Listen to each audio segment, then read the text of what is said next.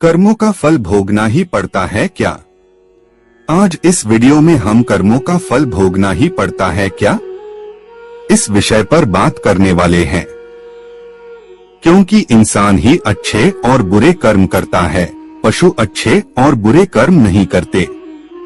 तो video last तक जरूर देखें और आप हमारे चैनल पे नए हो तो चैनल सब्सक्राइब करें और वीडियो को लाइक शेयर करें। तो चलिए वीडियो को शुरू करते हैं।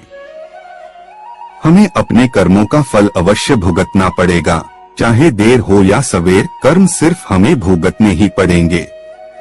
इसलिए कर्म करने से पहले एक बार अवश्य सोचें, क्या मैं यह सही कर रहा हूँ? अगर कर्म करने से पहले अच्छे से सोच ले तो शायद हम बुरा कर्म करने से बच सकते हैं। अगर आपने अपने आप को बचा लिया तो सजा से भी बचा लिया। आपने बुरा कर्म कर लिया तो एक न एक दिन भगवान अवश्य सजा देगा। इस जन्म में नहीं, अगले जन्म में ही कर्मों का फल भोगना पड़ता है। श्री कृष्ण जी ने भी गीता में कर्मों को ही सबसे उत्तम बताया है, क्योंकि कर्म ही हमारे भाग्य का निर्माण करते हैं। अगर हम अच्छे कर्म करेंगे तो हमारे साथ अच्छा होगा, अगर हम बुरे कर्म करेंगे तो हमारे साथ बुरा ही होगा। भगवान की न्याय व्यवस्था बहुत ही ज्यादा सुदृढ़ है। कर्म का फल अच्छे कार्य करने वाले को अच्छा और बुरे कर्म करने वाले को बुरा फल अवश्य ही भोगना पड़ेगा। भगवान के पास देर भले ही हो जाए मगर अंधेर हो ही नहीं सकता। जिसको आप देर समझते हैं वह देर नहीं है। प्रभु ने प्रत्येक कर्म के फलित होने का समय पहले से ही निर्धारित कर रखा है। समय से पहले या पीछे फल की प्राप्ति नहीं होगी। प्रभु की प्रत्येक रचना, प्रत्येक नियम इतना ज्यादा गहरा है कि हर एक प्राणी उसको समझ या जान नहीं सकता। आज जो कर्म हम कर रहे हैं, परिपक्व होकर उनसे ही हमारे भाग्य की रचना होती है। हमारे भाग्य के निर्माता हम खुद ही हैं। और प्रत्येक मनुष्य को उसके भाग्य के अनुसार उसे फल या कुफल अवश्य भोगना पड़ेगा ही।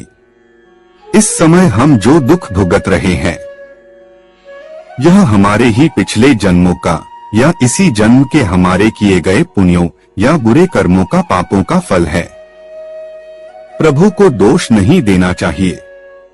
भगवान का एक विधान यह है कि हमारे कर्म, विचार और भावना को अनुसार ही हमें सुख या दुख की प्राप्ति होगी, और वह सुख या दुख हमें खुद को ही भोगना पड़ेगा।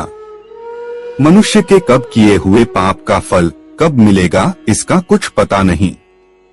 भगवान का विधान विचित्र है। जब तक पुराने पुण्य प्रबल रहते हैं, उग्र पाप का फल भी तत्काल नहीं मिलता। जब पुराने पुण्य खत्म होते हैं तब पाप की बारी आती है। पाप को भोगना ही पड़ता है, इस जन्म में भोगना पड़े या जन्मांतर में। इस लोक में जो दंड भोग लिया जाता है उससे थोड़े में ही शुद्धि हो जाती है, नहीं तो परलोक में बड़ा भयंकर दंड भोगना पड़ता है। मगर सत्संग दंड को कम करा सकता है या फिर कुछ प्रसाद के रूप में भी दे सकता है। अपने दुखों को हंसन कर झेलो या रोकर झेलो, यह हमारे कर्मों का फल तो हमें अवश्य भोगना ही पड़ेगा। फिर रोकर क्यों झेले? रोने से कष्ट दुगना हो जाता है और हंसते हंसते रहने से आधा हो जाता है। जिस दिन पाप कर्म हो जाए तो अगले दिन उपवास रखो, यह एक उत्तम यह कर्म भूमि है। कर्म तो करना पड़ेगा, कर्म नहीं करोगे तो पाप चढ़ेगा। जैसा कार्य कर्म होगा वैसा ही फल भी भोगना पड़ेगा। फिर दुष्कर्म क्यों करे? धन, दौलत, सुयश, खुशियाँ, सफलताएं, सुखी परिवार होना हमारे कर्मों का फल है। और पीड़ा, दुख, बीमारियों, आफत, दुखी परिवार, रोना हमारे ही बुरे कर्मों का फल है। भूतकाल में हमने जो किया था उसका फल हमें अब मिल रहा है। भूतकाल में हम जो भोग चुके हैं या हो सकता है इस जन्म में भोगेंगे, श्री कृष्ण ने समझाया कि भीष्म पितामह सुख दुख से, जय पराजय से परे हैं। वो जानते हैं कि जो होने वाला था यही हुआ। भीष्म ने श्री कृष्ण से कहा, भगवान, मैंने ध्यान करके अपने 73वें जन्म तक देखा। मैंने तो कोई कुकर्म नहीं किया, फिर मुझे बाणों की शैया पर क्यों सोना पड़ा? श्री कृष्ण मुस्कुराकर बोले, हे संयम मूर्ति भीष्म, 73वें जन्म के पहले 74वें जन्म तक जब आपको पता चलता कि जब आप किशोर थे तब वन में घूमने गए, वहाँ पत्ते पर बैठी चींटी के शरीर में आपने कांटा चुभोया था। उस कर्म का फल घूमते घूमते अब मिल रहा है। कर्म का फल 6 साल में 2 गुना, 12 साल में 4 गुना, 18 साल में 8 गुना, 24 साल में 16 गुना इस प्रकार मिलता है। इसलिए जब आप कर्ता होकर कर्म कर रहे हैं तो सोचे ले कि इसका क्या फल होगा। धृतराष्ट्र ने भी श्री कृष्ण से अपने कर्मों का हिसाब किताब पूछा। मैंने ऐसा क्या कर्म किया कि मुझे अपने ही बेटों की मृत्यु का शोक मिला? मैंने अपने 100 जन्मों तक पीछे देखा है, लेकिन ऐसा कोई कर्म मैंने नहीं किया। श्री कृष्ण ने अपने योग बल से धृतराष्ट्र ने देखा कि ये एक राजा थे और वो स्वादिष्ट व्यंजनों में खोए रहते थे। बिना विचार किए जो सामने आ जाता खा लेते थे। इनाम भी दिया। एक दिन रसोइये ने हसन के 100 बच्चों का मांस बनाकर एक एक करके राजा को खिला दिया। श्री कृष्ण ने कहा, धृतराष्ट्र जी, आप स्वाद में अंधे हो गए, तभी आप इस जन्म में अंधे बने। तुम्हारे पुण्यों के प्रभाव से 100 जन्म तक तो तुम्हें फल नहीं मिला, लेकिन इस जन्म में हंस के 100 बच्चों को खाने का फल तुम्हें मिल गया, तभी तुम्हारे 100 पुत्र मारे गए। सोचो साथ में क्या लाएं और क्या लेकर जाएंगे।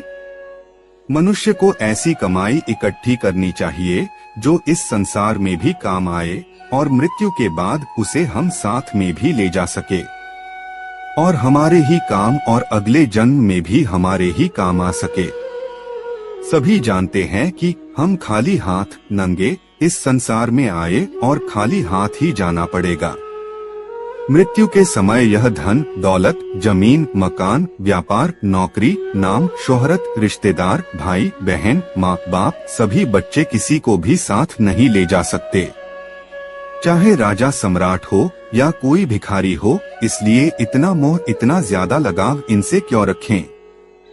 साथ में हमारे जाएंगे सिर्फ हमारे अपने किए हुए अच्छे या बुरे कर्म, कीर्ति या अपकीर्ति, दान धर्म, परोपकार, दुखियों की सेवा, पुण्य जो भी हम इस जन्म में करेंगे यह अवश्य साथ जाएगा और हमारे ही काम आएगा।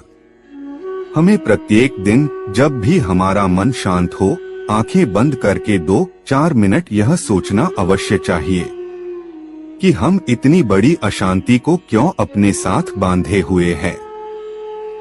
यह भाग दौड़, तनाव, ताना बाना मकड़ी के जैसा जाल बुनकर खुद उसमें उलझे हुए क्यों है और किसके लिए? जो हमें बुरा लगता है यह दूसरे को कभी मत दो, जैसे कि कड़वी बात, गाली, गुस्सा, बेइज्जती, असम्मान, अपमान, गला सड़ाया, खोट वाला खाने का पीने का सामान इत्यादि।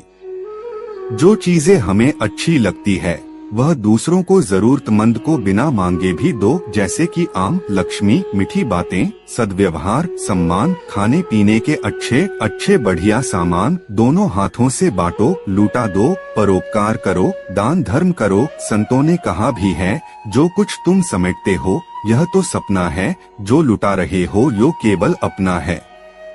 इसलिए जितना लुटाओगे वो ही तुम्हारे साथ जाएगा, तुम्हारे काम आएगा सिर्फ तुम्हारे ही कर्म। याद रखो कि संसार की किसी भी वस्तु से मनुष्य का स्थायी संबंध नहीं है। यह शरीर, मकान, रुपए, पैसे, जमीन जायदाद, स्त्री, पुत्र, परिवार, बांधे, मित्र, दोस्त कोई भी साथ रहने वाला नहीं है। एक दिन इन सब वस्तुओं को ज्यों का त्यों छोड़कर यहाँ से चल देना है। जब जाएंगे तब साथ में कुछ भी ले नहीं जाएंगे, सिर्फ भगवान साथ छूटने वाला नहीं है। साथ में एक छोटा सा तिल भी नहीं ले जा सकते। आप कितने भी उपाय कर लो, सारे उपाय यहीं धरे रह जाएंगे। सिर्फ भगवान नारायण प्रभु की भक्ति, दुखियों की सेवा, दान पुण्य साथ में अवश्य जाएगा। साथ में जो जाएगा वही तो अपना हुआ, साथ में जो नहीं ले सकते वे सब पराया हुआ। जीते जी उन पराई वस्तुएं से मोह क्यों रखें?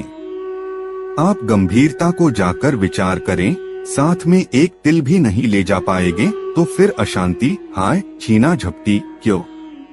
किसके लिए? भगवान का हुक्म है, हर कार्य प्रभु के निमित्त समझकर फल प्रभु पर छोड़ दो, वो कभी बुरा करेंगे ही नहीं, तो सोचो फिर दुहक क्यों करें? दुहक सुख भी एक सोच के कारण ही तो है। दुख को भी सुख मानो, प्रभु सुख ही सुख कर देंगे।